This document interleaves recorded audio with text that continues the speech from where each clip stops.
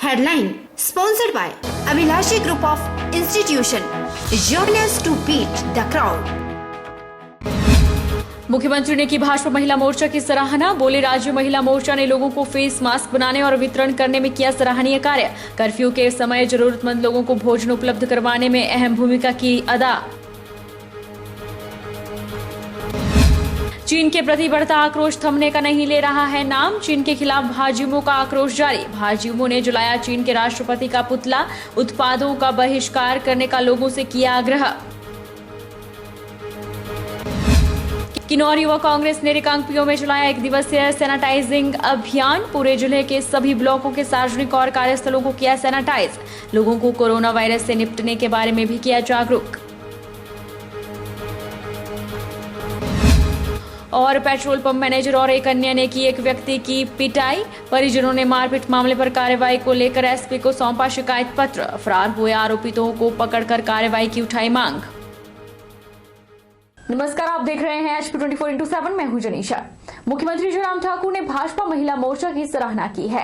भाजपा महिला मोर्चा की virtual rally को शिमला से संबोधित करते हुए मुख्यमंत्री जयराम ठाकुर ने कहा कि राज्य सरकार महिला सशक्तिकरण और कल्याण के लिए प्रतिबद्ध है। उन्होंने कहा कि राज्य और महिला उत्थान, उनके आर्थिक सशक्तिकरण के लिए कई योजनाएं शुरू की गई है।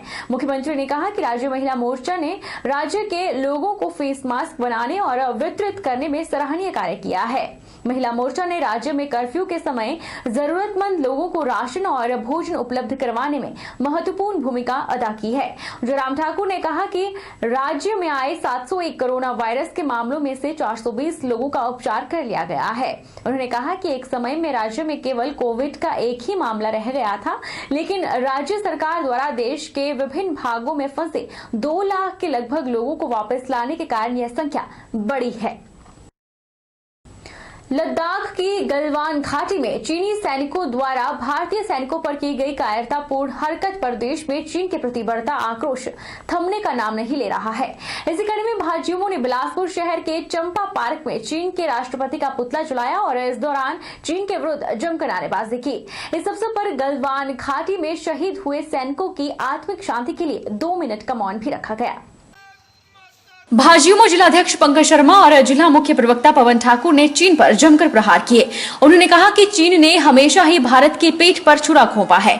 चीन को यह भूल जाना चाहिए कि भारत अब 1962 का भारत नहीं है। मौजूदा समय में भारत एक सशक्त राष्ट्र है जो कि प्रधानमंत्री नरेंद्र मोदी के नेतृत्व में देश की सरहदों पर देश की अखंडता के साथ खिलवाड़ करने वालों को उसी की भाषा में जवाब देने में सक्षम है। उन्होंने कहा कि देश की सरकार जहां डिप्लोमेसी तरीके से इस मामले में निपटाने का प्रयास कर रही है, वहीं केंद्र सरकार ने सैनिकों को खुली छूट प्रदान कर दी है ताकि चीन के दुस्साहस का करारा जवाब सैनिक दे सके। उन्होंने कहा कि देश का हर नागरिक इस लड़ाई में अपना योगदान दे सकता है। पंकज शर्मा ने कहा कि देश के हर नागरिक को यह प्रण करना होगा कि वह चीन में निर्मित किसी भी सामान को अपने घर न ले जाए।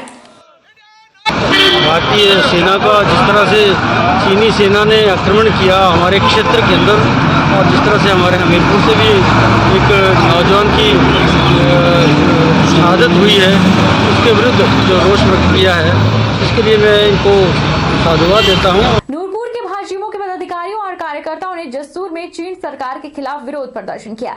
इस अवसर पर भाजयुमो के प्रदेश उपाध्यक्ष पंकज हैप्पी विशेष तौर पर शामिल हुए। विरोध प्रदर्शन में मुख्य चौक पर गलवान घाटी में भारतीय सेना के शहीद हुए 20 जवानों के साथ हुई बर्बरता के चलते चीन के राष्ट्रपति का पुतला फूंका गया और भारतीय सेना के पक्ष में जमकर नारेबाजी की गई। संगठन जिला नूरपुर के भाजयुमो के पदाधिकारियों और कार्यकर्ताओं ने जसूर में चीन सरकार के खिलाफ विरोध प्रदर्शन किया। पंकज हैप्पी ने कहा कि घाटी में सरहदों की रक्षा करते शहीद हुए सैनिक के जवानों पर हमें गर्व है। समूचा भारत शहीदों के परिवार के साथ है। वहीं चीन द्वारा की गई कायराना हरकत बेहद निंदनीय है। चीन अपनी हदें पार कर रहा है, जिसके चलते सभी में चीन के खिलाफ भारी रोष है। सोलन जिला भाजपा युवा मोर्चा ने सोलन में चीन के खिलाफ जमकर प्रदर्शन किया और चीनी राष्ट्रपति सहित चीन के सम्मान को जलाकर सभी को संदेश दिया कि चीन को रॉकेट से नहीं पॉकेट से मारो। जिला सोलन भाजपा युवा मोर्चा इकाई ने केंद्र और प्रदेश सरकार से आग्रह किया है कि चीन के साथ सारे करार समाप्त कर दिए जाएं और चीन से किसी भी सामान को भारत में न आने दिया जाए।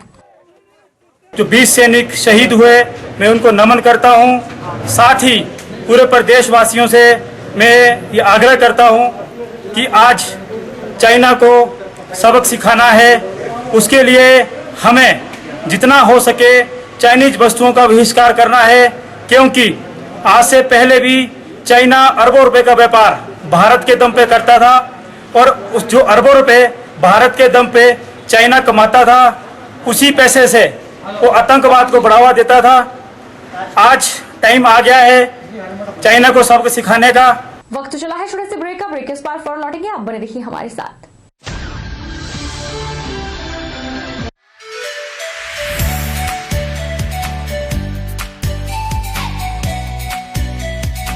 Abhilashi Group of Institution, where you can get admission in 2020 and 21 for BTech in Civil, Mechanical, Electrical and Computer Science Engineering, Diploma in Civil, Mechanical and Electrical Engineering, B Pharmacy, B.Ed, D.Led, MSc, Physics, Chemistry, Botany, A&M, GNM, BSc Nursing and Post Basic BSc Nursing courses. For detailed inquiry, please contact Abhilashi Group of Institutions near Chowk, Tehsil Bald, District Mandi, Himachal Pradesh.